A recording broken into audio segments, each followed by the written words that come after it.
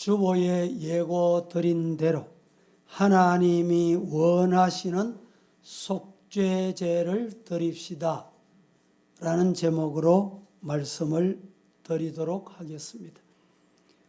5대 제사 가운데 속죄제는 번제, 소제, 화목제와 같은 자원제와는 달리 반드시 누구든지 안 드리면 안 되는, 드려야 하는 의무제사다, 이렇게 이해하시면 되겠습니다.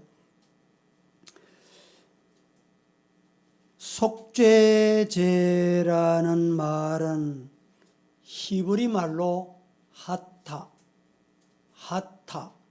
이렇게 말하는데, 헬라 말로는 하마르티아 이렇게 불리워지는 단어입니다. 하마르티아가 뭔지는 우리 성도들이 많이 들어오셨기 때문에 잘 아는 단어입니다. 관역에 빗나갔다, 이런 뜻입니다. 하타도 같은 말이고 하마르티아도 동일한 단어입니다.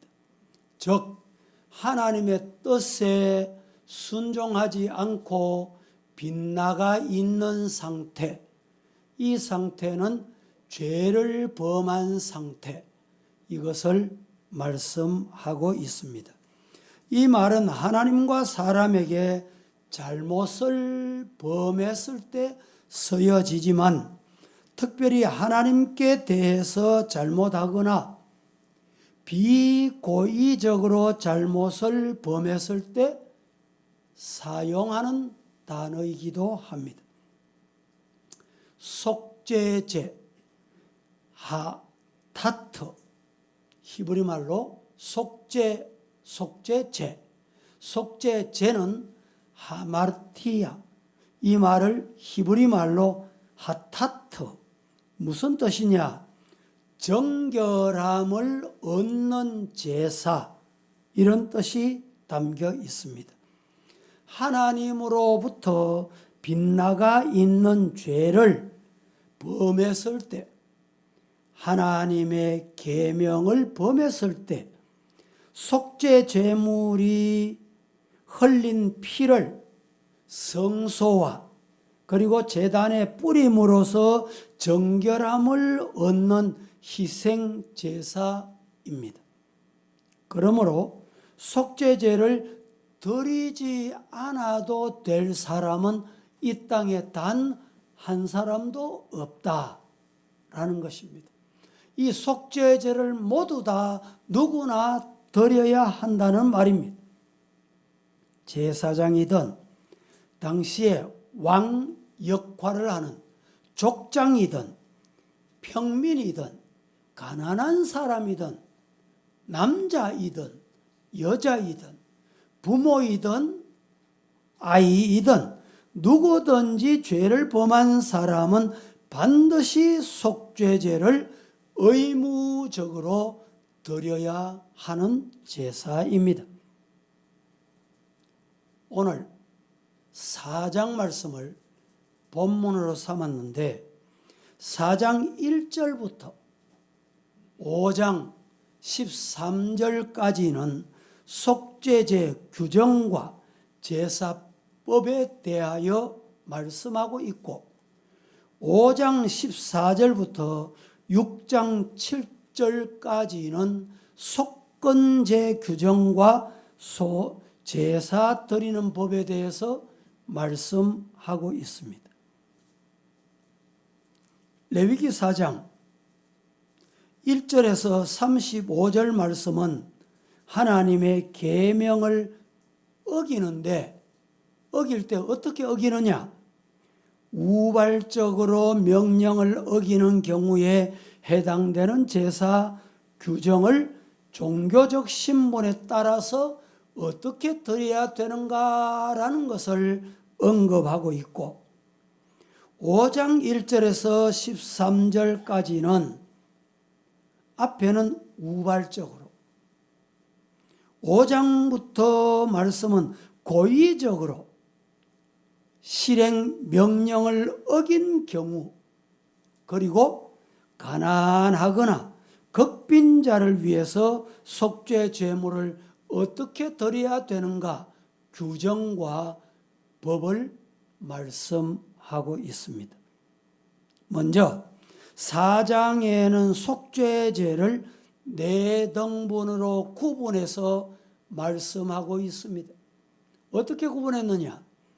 1절부터 12절까지는 제사장이 범죄한 경우, 그리고 13절에서 21절까지는 이스라엘 백성, 회중이 범죄한 경우, 세 번째는 22절에서 26절까지는 족장이 범죄한 경우에 어떻게 제사를 드려야 하는가, 그리고 27절부터 마지막까지는 평민이 범죄했을 경우에 소개하는 내용으로 되어 있습니다.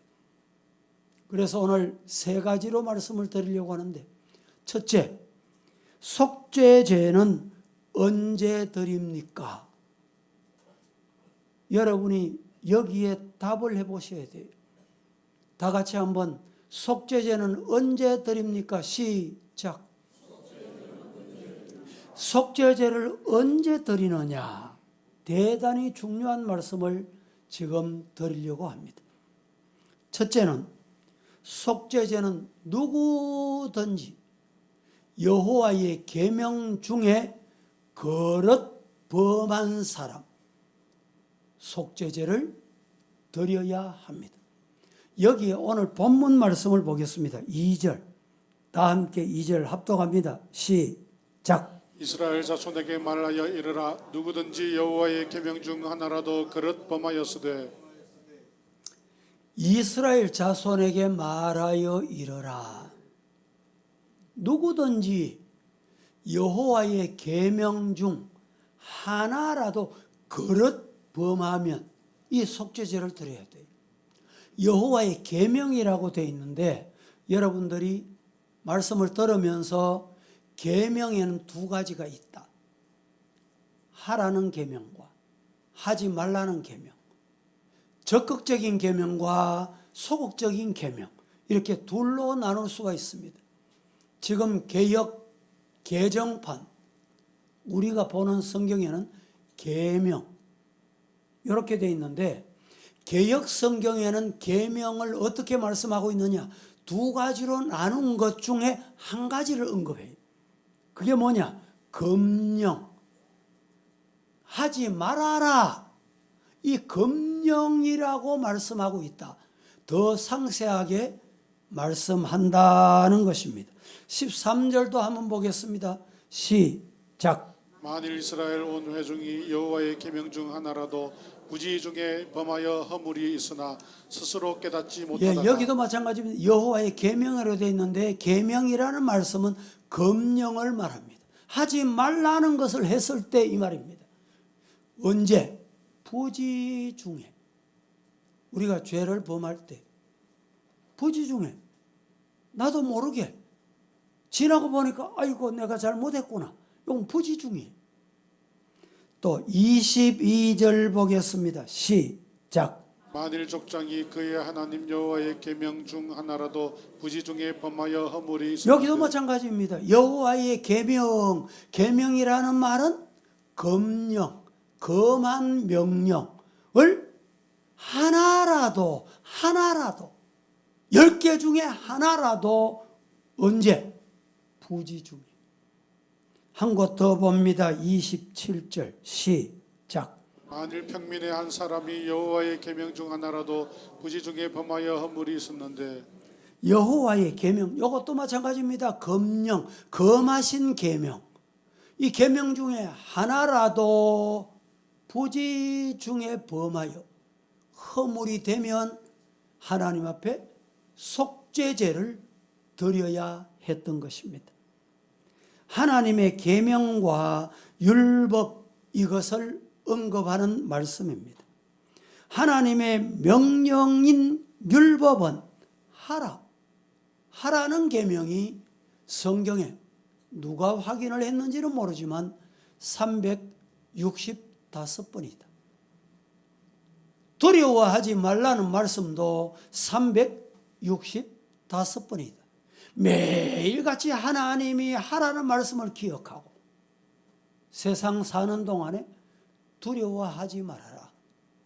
성도들, 두려워하지 않는 믿음의 성도이기를 예수님 이름으로 축복합니다.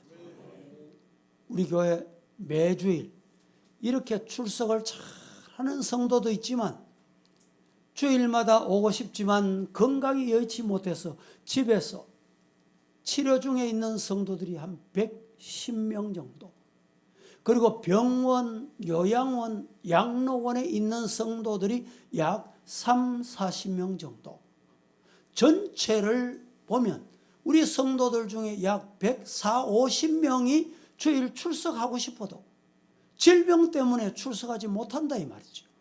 얼마나 안타까운 일입니까? 주님의 은혜가 임하여 주님의 사랑으로 치료받아 건강이 회복되어 이 자리에 예배드리는 은혜와 축복을 누릴 수 있기를 예수님 이름으로 축복합니다. 질병, 아이고 질병이 내게 왔네. 이게 뭐예요? 두려움입니다. 두려워하지 말라고 했잖아요. 하나님은 이 질병도 다스리신다. 질병도 하나님이 하시면 낫게 된다. 내게 왔던 질병이 떠날지어다. 이런 마음으로 기도하시라 말이죠. 두려워하지 말고 하나님 오늘도 세상 살면서 부지 중에 모르고 지은 죄, 고의가 아니고 비고의적인 죄, 이 죄가 있다면 회개합니다. 이 회개가 뭐냐? 속죄제를 드리는 거예요. 이 속죄제의 예배를 잘 드려서 신령과 진정의 예배가 하나님의 나라에 상달되는 은혜가 임하기를 예수님 이름으로 축복합니다. 또 하나는 이 속죄제를 언제 드리느냐? 속죄제는 하나님의 계명에 드리는 제사인데, 속죄제는 계명을 거릇 범하거나 부지 중에 범했을 때 드리는 제사입니다. 성경 보겠습니다. 4장 2절을 다시 한번 봅니다. 함께 시작. 이스라엘 자손에게 말하여 이르라. 누구든지 여호와의 계명 중 하나라도 그릇 범하였으되, 예, 계명 중에 여호와의 계명 중에 하나라도 부지 중에 그릇 범했으면, 또 한 곳 더 봅니다. 13절 시작. 만일 이스라엘 온 회중이 여호와의 계명 중 하나라도 부지 중에 범하여 허물이 있으나 스스로 깨닫지 못하다가, 여기는 하나라도 부지 중에 이렇게 말합니다. 레위기 4장 22절 더 보겠습니다. 시작. 만일 족장이 그의 하나님 여호와의 계명 중 하나라도 부지 중에 범하여 그렇습니다. 허물이 있었는데, 부지 중에 범한 죄. 한 것 더 봅니다. 27절 시작. 만일 평민의 한 사람이 여호와의 계명 중 하나라도 부지 중에 범하여 허물이 있었는데, 자, 여기 여러분들이 기억할 두 단어입니다. 하나는 그릇 범했다. 또 다른 한 단어는 부지 중에 범했다. 요 두 단어 히브리에서 비시카가 이렇게 표현했는데, 비시카가라는 말이 무슨 말이냐? 시카그. 이 말은 실수하다, 부주의하다, 주의하면 범하지 않을 일을 부주의하다, 주의하지 않다가 그만, 아이고 내가 잘못했네, 내가 안 할 일을 했네, 하지 말아야 할 말을 했네, 가지 말아야 할 곳 갔네. 그래서 성경은 뭐라고 말합니까? 신앙생활에 주의해라. 주의하는 성도가 되기를 예수님 이름으로 축복합니다. 주의하면 범할 죄를 안 범하게 되는 거예요. 주의하면 하지 말아야 될 것을 안 하게 될 수 있다 말이죠. 무지해서 경솔함으로 인해서 무심결에 죄를 범하거나 육신의 연약함으로 인해서 부득이하여 죄를 지은 후 나중에 이것이 죄인 것을 깨닫는 경우가 혹 있습니다. 부지 중에 죄를 깨닫지 못한 그 순간을 돌이켜서 깨닫는 것, 육신의 연약함 때문에 어쩔 수 없이 지었던 죄, 서두르다가 실수하여 지은 죄, 이런 것을 의미합니다. 이때 우리에게 필요한 게 뭐냐? 속죄의 죄가 필요한 거예요. 민수기 15장 27절 말씀부터 봅니다. 다 같이 시작. 만일 한 사람이 부지 중에 범죄하면 1년 된 암염소로 속죄제를 드릴 것이요 범죄한 사람이 부지 중에 여호와 앞에 범죄한 죄를 위하여 속죄하여 그 죄를 속할지니 그리하면 사함을 얻으리라. 이스라엘 자손 중 본토 소생이든지 그들 중에 거류하는 타국인이든지 누구든지 부지 중에 범죄한 자에 대한 법이 동일하거니와. 됐습니다. 29절까지. 이 말씀에도 보면 그릇 범한 죄, 부지 중에 범죄한 죄, 이들을 위해서 속죄제가 필요하다 이 말입니다. 계속해서 30절 31절 시작. 본토인이든지 타국인이든지 고의로 무엇을 범하면 누구나 여호와를 비방하는 자니 그의 백성 중에서 끊어질 것이라. 그런 사람은 여호와의 말씀을 멸시하고 그의 명령을 파괴하였은즉 그의 죄악이 자기에게로 돌아가서. 자, 29절부터 제가 다시 한번 봉독해 봅니다. 대단히 중요한 말씀이에요. 29절 줘 보세요. 이스라엘 자손 중 본토 소생이든지 그들 중에 거류하는 타국인이든지 누구든지 여기에 속하지 않는 사람이 없다 이 말입니다. 부지 중에 범죄한 자에 대한 법이 동일하거니와 본토인이든지 타국인이든지 고의로 무엇을 범하면 누구나 여호와를 비방하는 자니 그의 백성 중에서 단절돼요. 끊어지게 될 것이고 그런 사람은 여호와 말씀을 멸시하고 하나님의 말씀을 대수롭지 않게 보는 거예요. 가볍게 보는 거예요. 뭐 안 지켜도 되겠지. 뭐 내가 더 잘 알지 이 말입니다. 멸시하고 그 명령을 파괴하여선저 여러분 하나님의 말씀을 파괴하면 안 돼요. 그의 죄악이 자기에게로 내게로 돌아가서 온전히 하나님에게서 단절된다, 끊어진다, 중단된다, 담이 있다 이 말입니다. 이런 사람에게 뭐가 필요하냐? 속죄제가 필요한 것입니다. 여러분, 온전한 의로운 인간은 지구촌에 단 한 사람도 없습니다. 그래서 마르틴 루터가 이런 말을 합니다. 기독인의 정체. 기독인의 정체는 뭐냐? 어떤 사람이냐? 간단하게 죄인인 동시에 의인이다. 다 같이 시작. 죄인인 동시에 의인이다. 우리 기독인은 죄인인 동시에 의인이다. 이 말씀을 예수님께서 베드로에게 이렇게 말씀하셨습니다. 요한복음 13장 10절 말씀에 예수께서 이러시되 이미 목욕한 자는 발 밖에 씻을 필요가 없느니라. 온 몸이 깨끗하기 때문이다.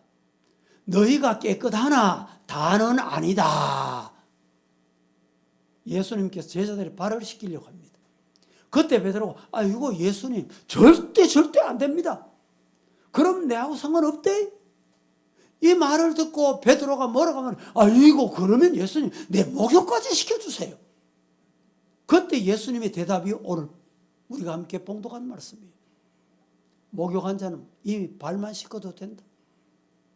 그런데 여러분 우리 인간은 사회생활하고 인간생활하고 생활하면서 늘 그 사람과 속사람이 다투고 분쟁하고 싸웁니다. 그 사람은 뭐라고 말합니까? 사탄이 와서 아이고 네 혼자 그래 산다고 뭐 되는 줄 아냐? 네 혼자 잘 믿는 척 한다고 되는 줄 아냐? 네 혼자 거짓말 안 하고 있어. 따라해봐. 그렇게 와봐. 이게 뭡니까? 그 사람이. 사탄의 말이에요. 그런데 속사람은 어떻습니까?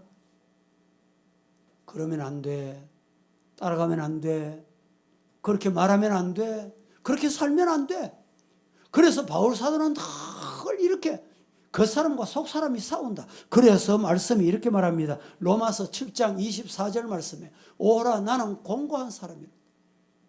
이 사망의 몸에서 누가 나를 건져낼 수 있느냐? 바울 사도도 여러분 다메섹에서 예수님을 만난 이후에 여러분에게 한번 물어볼까요? 바울이 생전에 예수님을 만나 본 적이 있을까요? 없을까요?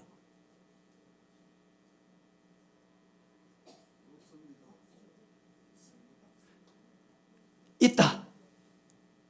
없다. 강의 시간 같으면 제가 손들어 보라 하겠는데. 자, 성경에는 만나본 적이 있다. 성경에는 만나본 적이 없다. 기록되지 않았어요. 기록되지 않았기 때문에 만났을 수도 있다. 만나지 않았을 수도 있다. 자, 그러면 여러분, 예수님이 언제 태어나셨느냐? 가장 정확하게 표현하면 BC 3년에 태어나셨습니다. 바울은 언제 태어났느냐? BC 0년에 태어났어요. 바울과 예수님의 나이는 한 3, 4년 차이밖에 안 납니다. 그래서 만났을 수 있다.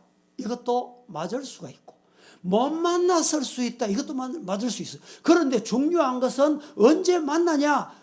예수님이 십자가에 돌아가신 이후에 다메섹에서 예수를 따라다니는 사람이 혈기등등하여 여러분 살해하기 위해서 가다가 예수님의 음성을 듣게 됩니다. 여러분 보세요. 바울이 다메섹에서 예수님을 만났어요. 지금 어디 가고 있습니까? 혈기등등하여 예수 따르는 사람을 죽이기 위해서 갑니다. 예수님을 죽이기 위해서 간 적이 없어요. 그런데 예수님이 바울에게 나타나셔서 뭐라고 말하셨습니까? 네가 왜 나를 핍박하느냐 말이죠. 이 말이 맞습니까? 이해가 되십니까? 예수 믿는 자를 박해하고 예수 믿는 자를 핍박하는 것이 곧 예수를 핍박하는 것이다. 아멘입니까? 예수님 몸된 교회를 흔드는 것이 예수님을 흔드는 것이고 교회를 핍박하는 것이 곧 예수님을 핍박하는 것이다 이 말입니다. 그래서 예수님 만난 이후에 바울 사도는 오라 나는 공고한 사람이로다. 자신의 죄된 모습을 탄식하고 절규했던 바울을 보게 됩니다. 유명한 어거스틴은 구속함을 받은 인간은 죄를 지을 자유와 죄를 짓지 않을 자유를 동시에 주셨다. 동시에 가지고 있다. 맞습니다. 여러분, 이 말을 바꿔볼까요? 이 자리에서 제가 여러분에게 설교를 드리고 하나님께 예배를 드리고 있습니다. 예배를 드리고 있는 동안에 아멘 하고 은혜 받을 자유도 여러분에게 있고 아니면 반대로 노멘 이럴 자유도 여러분에게 있습니다. 어느 것을 선택하시렵니까? 어느 것을 선택하여 여러분의 남은 생애를 사시고 싶으십니까? 하나님의 말씀에 아멘 하고 사는 성도가 되기를 예수님 이름으로 축복합니다. 자, 보세요. 죄를 지을 자유도 있고 죄를 짓지 않을 자유도 우리에게 있어요. 교회를 비난할 자유도 있고 교회를 비난하지 않아야 될 자유도 우리에게 있습니다. 묻습니다. 비난하면서 사시겠습니까? 비난하지 않으면서 사시겠습니까? 영원에 비하면 우리의 인생이 100년이라고 해도 점과 같습니다. 경점이라 10편, 90편, 91편에 경점이라고 했어요. 그 짧은 시간 동안에 어떻게 사시고 싶습니까? 즐기며 감사하며 하나님께 영광 돌리며 사시렵니까? 마지 못해, 죽지 못해. 그저 흉이나 보고 죄악에 얽매여서 더러운 인간으로 여러분이 사시고 싶으십니까? 바울은 오라 공고한 사람이로다. 여러분들이 선택할 수 있는 기로에 놓여 있지만 선택을 어떻게 하느냐는 무엇에 따라 다르냐? 대단히 중요한 말씀을 지금 드리려고 합니다. 의인으로 사느냐? 죄인으로 사느냐? 말씀에 아멘하고 사느냐? 말씀에 노멘하고 사느냐? 첫째는 기도하느냐 안 하느냐 달려 있습니다. 그래서 항상 기도하라. 시작. 항상 뭐 해야 돼요? 기도해야 돼요. 기도 안 하니까 시험에 빠져. 기도 안 하니까 유혹받아. 중요한 것은 항상 기도해라. 기도하면 어떻게 되느냐? 하나님이 선물로 주세요. 뭘 선물로 주시느냐? 성령을 선물로 주세요. 성령을 선물로 받고 나면 기도하지 않을 수가 없어. 기도하고 나면 의의 길로 가게 되는 믿음의 성도로 발걸음을 옮기고 하루하루 하나님의 속죄제를 드리는 성도가 될 줄로 믿습니다. 요한 1서 보세요. 요한 1서 1장 8절 9절은 우리에게 중요한 말씀을 남겨주십니다. 다 같이 8절 9절 시작. 만일 우리가 죄가 없다고 말하면 스스로 속이고 또 진리가 우리 속에 있지 아니할 것이요 만일 우리가 우리 죄를 자백하면 그는 미쁘시고 의로사 우리 죄를 사하시며 우리를 모든 불의에서 깨끗하게 하실 것이요. 자, 8절 보십시다. 8절에 뭐라고 말합니까? 죄 없다. 그러면 나도 속이고 하나님 속이는 거예요. 9절 봅니다. 9절에 뭐라고 말합니까? 죄를 뭐 하면? 간단합니다. 간단해요. 죄를 자백하면 얼마나 좋으신 하나님이신지 얼마나 좋으신 하나님. 우리의 죄를 맑게 깨끗하게 동이 서 있어 먼 것 같이 흰 눈같이 양털같이 죄를 사하신다. 할렐루야. 그래서 우리는 이 예배가 중요한 거예요. 여러분 예배 드리러 오셔서 성전에 와서 앉았습니다. 무슨 기도하십니까? 예배 드리기 전에 여러분 다 기도하셨잖아요. 교회 오셔서. 무슨 기도를 먼저 하셨어요? 지난 한 주간 동안에 알게 모르게 부지 중에 고의로 하나님 앞에 지은 죄가 있습니까? 하나님은 내가 나를 아는 것보다 더 상세히 더 많이 더 잘 아시잖아요. 나의 죄를 머리끝부터 발끝까지 혈맥 수천만 개의 세포 깨끗하게 씻어 주옵소서. 이게 뭡니까? 속죄제, 속죄제. 첫 번째는 언제 속죄제를 드립니까? 라는 말씀을 드렸습니다. 이제 두 번째. 속죄제는 그러면 어떻게 드려야 하느냐? 내 마음대로 예배를 드릴 때 잘 기억하셔야 돼요. 구약을 가져와서 신약에 지금 말씀을 드리지만 이 제사법이 신약의 예배와 너무너무 동일합니다. 어떻게 드려야 하는가? 먼저 제물의 종류요. 종류는 사람에 따라 다르다. 속죄 제물은 신분에 따라서 달리 했습니다. 제4장 이스라엘 백성은 용서받기 위해서는 처음 송아지를 드렸습니다. 송아지. 여러분, 이 과거의 농경시대 옷시장을 가보셨습니까? 뭐 5일장이 되면 뭐 시장이 많이 모이잖아요. 옷시장에 가보세요. 가보면 겨울 내내 이제 암소를 잘 먹여가지고 새끼를 낳습니다. 새끼 낳아서 이 새끼를 팔기 위해서 옵니다. 근데 이제 소를 보는 사람들이 한번 두들겨 보고, 아, 이 송아지는 뼈대가 튼튼하네. 먹이면 잘 크겠구나. 알아요. 그러면 그 송아지는 값이 나갑니다. 그런데 한번 두들겨 보면 아이고 이 송아지는 뼈대가 약하네. 먹여도 살이 안 찌겠어. 이러면 그 송아지가 똑같이 태어난 송아지는 값이 없습니다.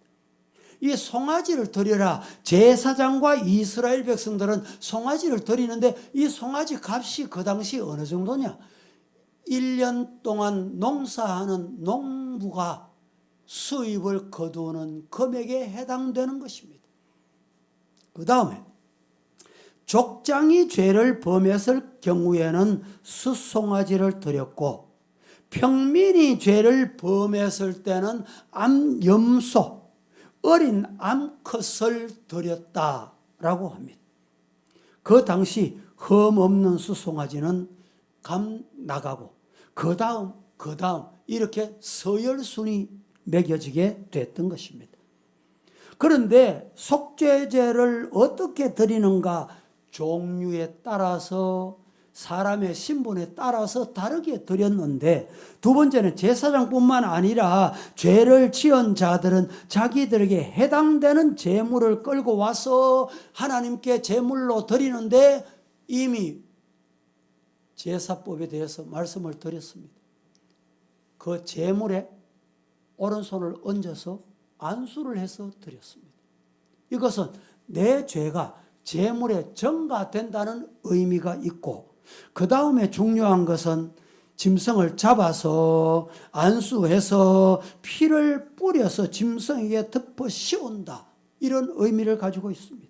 희생의 제물의 죽음과 함께 내가 죽고 희생한다, 이 의미가 담겨 있습니다. 갈라디아서 2장 20절 하반절에 보면 나를 사랑하사 나를 위하여 자기 자신을 버리신 하나님의 아들을 믿는 믿음 안에서 사는 것이다.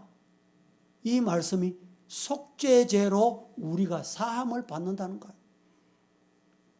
또 하나, 잡은 짐승의 피를 뿌림으로 정결케 하는 의식을 거행했습니다. 제물을 태워서 피는 뿌려야 했습니다. 히브리서에 보면 히브리서 제9장 22절은 이렇게 말씀합니다. 율법을 따라 거의 모든 물건이 피로서 정결하게 되나니 피 흘림이 없으면 피 흘림이 없은즉 사함이 있을 수가 없다. 피를 뿌리는 것은 오직 희생 제물의 피만이 하나님의 공의를 만족시키고 하나님의 사유의 은총을 머리끝부터 발끝까지 입을 수 있다, 이런 의미를 담고 있습니다. 번제나 화목제 때는 피를 번제단 어떻게 뿌렸습니까? 번제 화목제는 사면에 뿌렸습니다. 속죄제의 경우에는 범죄한 자에 따라서 피 뿌리는 장소가 달랐습니다. 제사장이나 회중이 범죄한 경우에는 성소와 휘장에 뿌렸고 단향 뿔에 피를 바르고 나머지는 번제단에 쏟아 부었습니다. 성경 보고 지나갑니다. 레위기 4장 6절과 7절 합독합니다. 시작. 너의 손가락에 그 피를 여호와 앞에 7번 뿌릴 것이며 제사장은 또 그 피를 여호와 곧 회막 안 향단 뿔들에 바르고 그 송아지의 피 전부를 회막 문 앞 번제단 밑에 쏟을 것이며. 뿌리는 제사에 대해서 16절 18절까지 시작. 기름 부음을 받은 제사장은 그 숫송아지의 피를 가지고 회막에 들어가서 그 제사장이 손가락으로 그 피를 찍어 여호와 앞 휘장 앞에 7번 뿌릴 것이며 또 그 피로 회막 안 여호와 앞에 있는 제단 뿔들에 바르고 그 피 전부는 회막 문 앞 번제단 밑에 쏟을 것이며.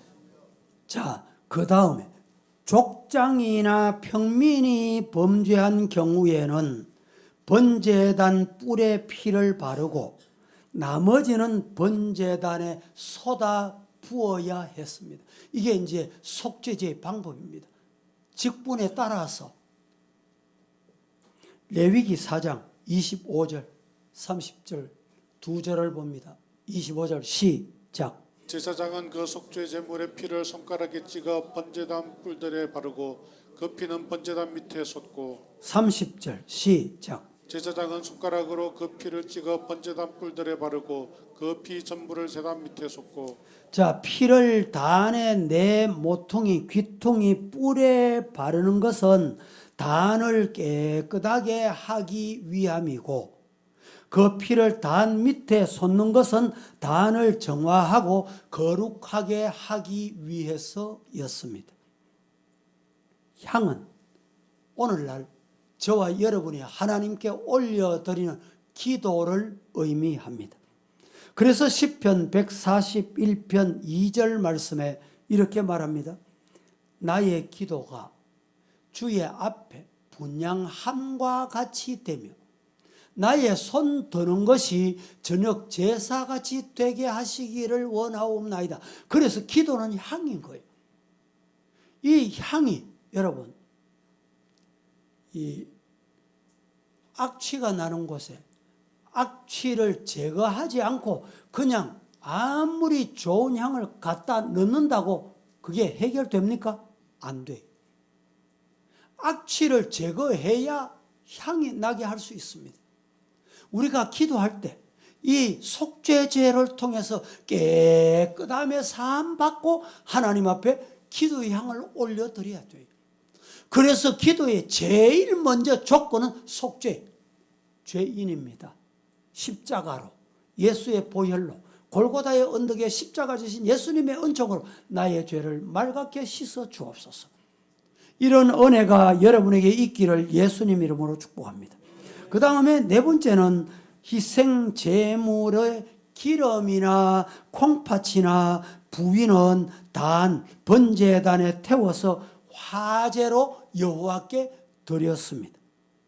속죄제를 어떻게 드리는가를 지금 말씀드리고 있는 거예요. 히브리인들은 왜 그렇게 드렸느냐? 내장, 기름, 콩팥은 피와 같이 똑같이 생명으로 여겨왔습니다. 그래서 이것을 태워서 하나님께 온전히 드린다. 예배를 여러분 어떻게 드려야 될까요? 아이고 오늘은 내가 몸이 좀 찌부둥하니까 눈도 좀 감고 뭐 대충 드리고 다음에 드리자. 다음에 은혜 받자. 이러시면 안 돼요. 생명같이 드려야 돼. 이 시간이 마지막이다. 설교자도 마찬가지입니다. 제가 설교 준비하다가 보면 이 말씀은 다음에 할까? 이 말씀은 언제 할까? 이런 망설여질 때가 있어요. 여러분 오늘 이 시간이 예배 드리는 이 시간이 예배가 최후의 마지막 순간이다. 이게 뭡니까? 내 생명을 드리는 거예요. 그래야 예배가 되는 거예요. 내 힘을 좀 남겨놓고 내 정성을 좀 남겨놓고 온전한 예배할 수 없습니다. 사랑하는 성도 여러분, 오늘 속죄제를 어떻게 드리는가 말씀을 우리가 이 제사 드렸던 것과 오늘 예배와 견주어 보자 이 말입니다. 레위기 4장 8절에서 12절 말씀은 이렇게 말합니다. 보실까요? 화면 줘보세요. 준비 안 됐습니까? 죄는 남김없이 깨끗이 태워야 된다 이 말입니다. 자신의 삶에 있어서 죄를 지을 유혹이 될 만한 회색 지대를 만들지 말아라는 뜻입니다. 가정생활, 직장생활, 교회생활, 삶의 공간, 시간에 어떤 기관에도 어떤 순간에도 죄 지을 가능성이 있는 요소를 남겨두지 말라는 말이죠.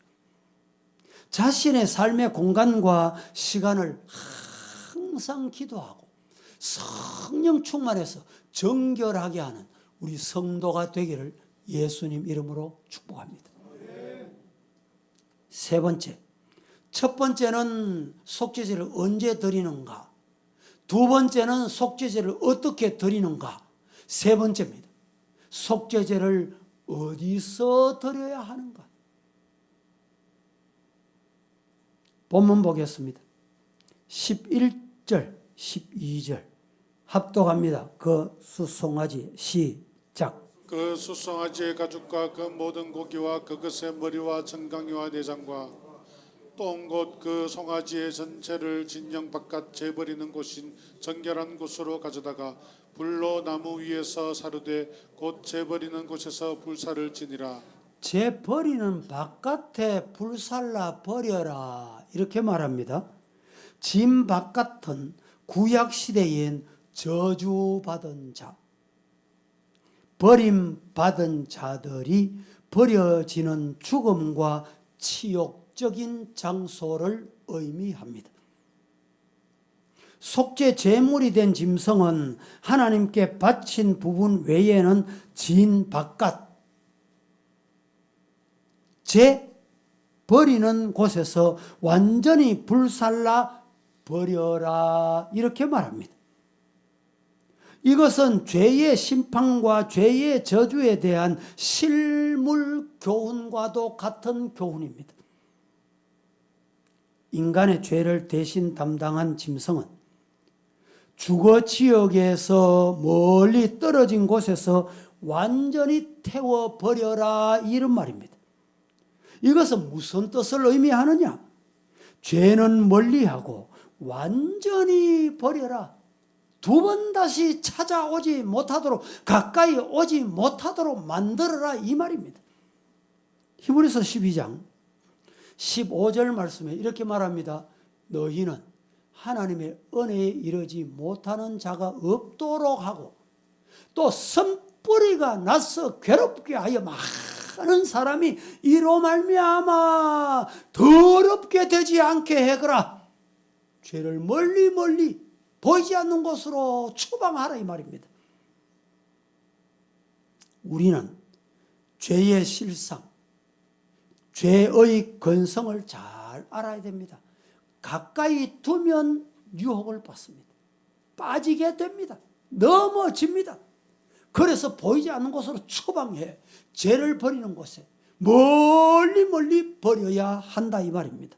그래서 로마서 1장 28절 29절은 우리에게 이렇게 말합니다.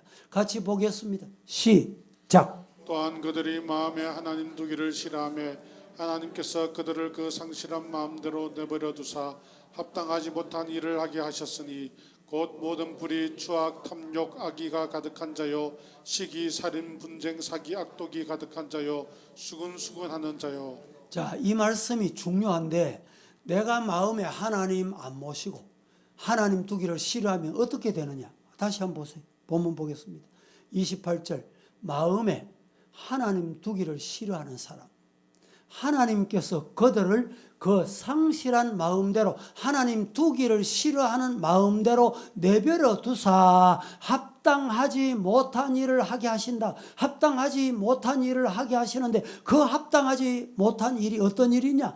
불의, 추악, 탐욕, 악의가 가득한 자, 시기하고 살인하고 분쟁하고 사기하고 악독이 가득한 자, 수군수군. 성도 여러분, 수군거리면 안 돼요. 수군거리는 사람이 그 마음에는 하나님을 멀리하는 사람이에요. 오늘 본문이 말하잖아요. 로마서가 말하고 있잖아요. 우리 성도들은 마음에 하나님 두기를 기뻐하는, 하나님을 사모하는 성도가 되기를 예수님 이름으로 축복합니다. 하나님 마음에 두기를 사모하십니까? 사모하는 성도는 뭐가 다를 줄 압니까? 하나님의 음성을 듣고 싶어요. 하나님이 뭐라고 말씀하셨는지 성경을 통해 자꾸 보고 싶어요. 여러분, 세상 노래하는 가수들 보세요. 세상 음악하는 사람들 보세요. 성악을 하거나 악기를 다루는 사람 보세요. 자기가 공연을 합니다. 공연이 있잖아요. 이 공연을 할 때 자기가 작사하고 자기가 작곡한 곡이지만은 100번, 1000번씩 연습합니다. 왜 그럴까요? 실수하지 않고 잘하기 위해서. 정말 그 가사에 그 곡에 몰입해서 또 하고 밤낮으로 합니다. 어떤 경우에는요, 연습을 그냥 하는 게 아니라 아침에 하고 낮에 하고 그것도 모자라서 저녁까지 합니다. 연주하는 것도 마찬가지. 여러분, 이게 뭡니까? 사모하는 마음이 있기 때문에 그런 거예요. 여러분, 일주일 동안의 말씀을 얼마나 사모했습니까? 주일 얼마나 준비하시고 이 자리에 오셨습니까? 찬송하고 또 하셨습니까? 말씀 보고 아멘하고 그렇게 이 자리에 오셨습니까?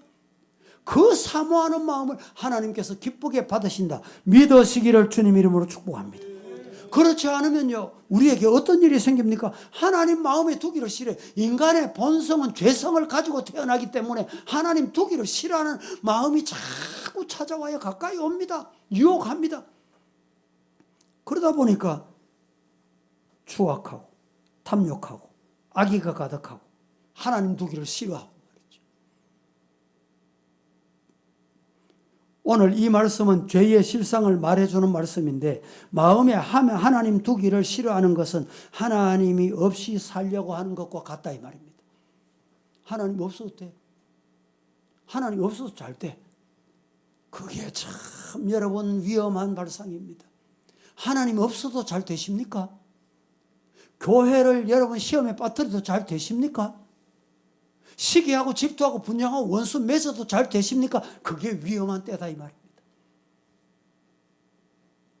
히브리서 13장 12절 말씀에 이렇게 말합니다. 그러므로 예수도 자기 피로서 백성을 거룩하게 하려고 성문 밖에서 고난을 받으셨느니라.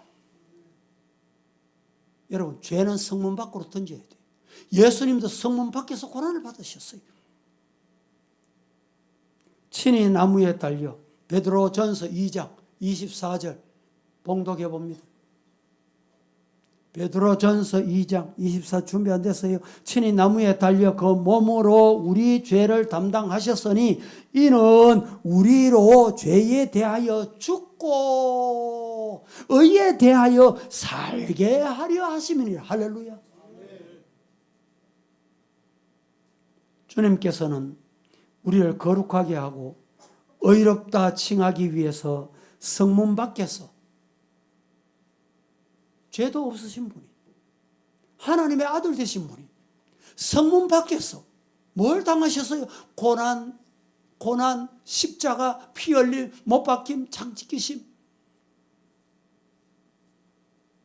히브리서 13장 13절 말씀에 이렇게 말합니다. 그런즉 우리도 그의 치욕을 짊어지고 영문 밖으로 그에게 나아가자. 여러분, 죄를 우리 품에 가지고 안고 있지 말고 죄를 가지고 예수님께로 성문 밖으로 달려가야 돼요. 십자가 밑으로 달려가야 돼요.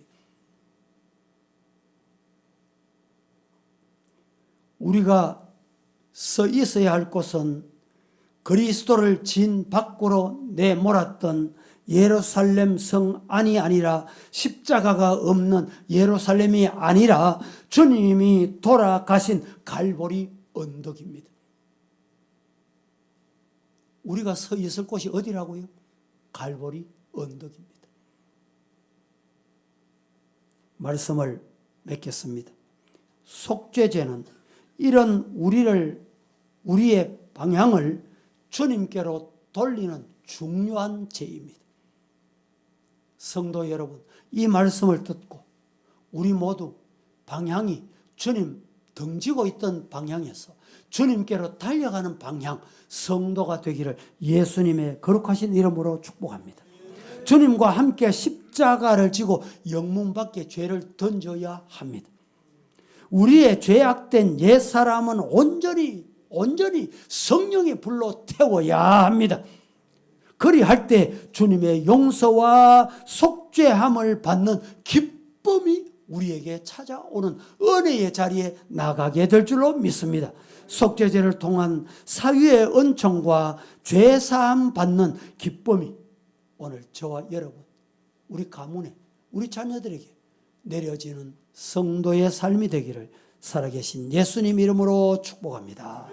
축원합니다. 거룩하신 아버지 하나님, 은혜를 감사합니다. 오늘 우리에게 속죄제를 어떻게 드려야 하는지, 언제 드려야 하는지 하나님의 말씀을 통해서 받았으니 온전한 속죄제를 아버지께 올려드리는 성도 되게 하여 주시옵소서. 예수님의 이름으로 기도합니다. 아멘.